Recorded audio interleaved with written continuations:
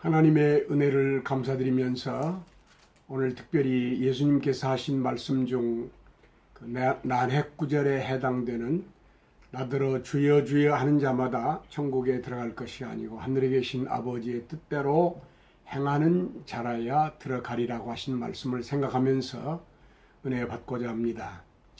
첫째로 생각할 문제는 하늘에 계신 아버지의 뜻이란 무엇을 말씀하고 있는지, 그 다음에 행하는 자라야 들어가리라고 하신 말씀은 무슨 의미인지, 즉 우리는 은혜로 받은 구원, 값없이 받는 구원, 우리의 노력에 의해서 받는 구원이 아니고 은혜로 값없이 예수 그리스도 안에서 주신 그 은혜로 말미암아 구원받는다는 진리를 받은 사람들로서 이 말씀을 어떻게 생각하는지에 대해서 말씀드리면서 은혜 받고자 합니다. 첫째로 하늘에 계신 아버지의 뜻대로의 그 뜻이란 무엇을 말씀하고 있습니까?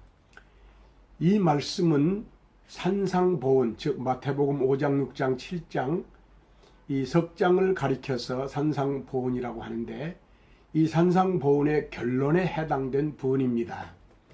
석장에 걸쳐서 주님께서 많은 교훈을 주셨는데 이 교훈대로 행하는 자라야, 다시 말하면 그 교훈의 말씀이 하늘에 계신 아버지의 뜻이라고 하는 의미입니다. 이 본문의 문맥으로 살펴보면 그 말씀의 뜻은 옳다고 생각이 됩니다.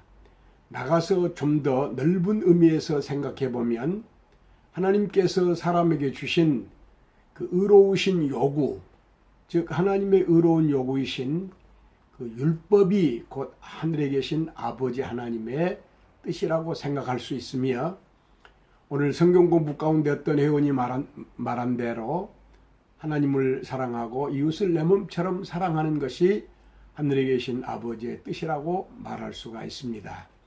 결론 지어서 거룩하고 의롭고 선하신 하나님의 의로우신 요구, 그것이 하늘에 계신 아버지의 뜻이라고 이렇게 말씀할 수가 있습니다.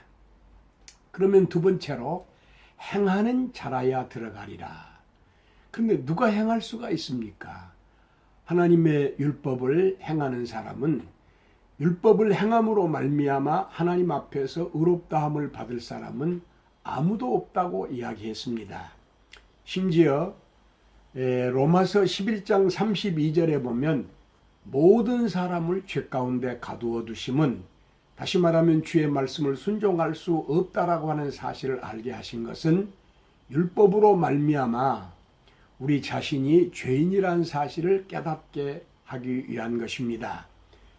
조금 심하게 말씀하면 지킬 수 있는 율법을 주신 것이 아니고 지킬 수 없는 법을 주셨습니다.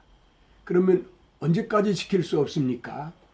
예수님을 보내시고 예수님을 믿음으로 예수님의 생명이 우리 안에 들어왔을 때 하나님의 의로우신 요구이신 율법을 지킬 수 있는 그 가능성을 주신 것입니다. 이제는 성령 안에서 우리가 부족하지만 은혜의 방편인 기도를 통해서 성령이 오셔서 이 말씀대로 살 수 있게 해 주시옵소서 하면, 우리는 하나님의 말씀을 온전히 지키지 못한다 하더라도 우리의 마음속에 하나님의 명령을 기뻐할 수 있고 그 율법대로 살고자 하는 그와 같은 바른 자세와 바른 마음이 생기는 것입니다. 그러면 누가 하늘에 계신 아버지 하나님의 뜻을 행할 수가 있습니까? 첫째로 율법에 의해서 행하는 자라야 들어가리라 했을 때 우리 자신에게 대해서 절망하고 나는 행할 수 없다는 것을 인식하며 하나님 보내신 구원의 길이신 예수님을 영접하고, 그 다음에 예수님의 생명이 우리 안에 들어와서 우리가 중생하고 성령의 역사 속에서 하늘에 계신 아버지의 뜻대로 행하는 것입니다. 여기서 주의할 점은, 그러면 우리가 행해서 하나님 나라에 들어가는 것은 아닙니다. 예수님께서 말씀하신 내용은 은혜로 값없이 구원받은 사실은 그대로 살아있고, 구원받은 사람이 진정 믿음으로 진정 구원받았는가 하는 것에 대한 그 열매를 통해서 체크해 볼 때 우리 마음속에 분명히 하늘에 계신 아버지의 뜻을 행하고자 하는 마음과 그리고 하나님 주신 힘으로 행할 수 있다고 하는 가능성을 볼 수가 있습니다. 다음 시간에는 로마서를 통해서 로마서의 그 기본 진리를 통해서 나더러 주여 주여 하는 자가 천국에 다 들어갈 것이 아니고 하늘에 계신 아버지의 뜻을 행하는 자라야 들어가리라고 하신 말씀을 생각하고자 합니다.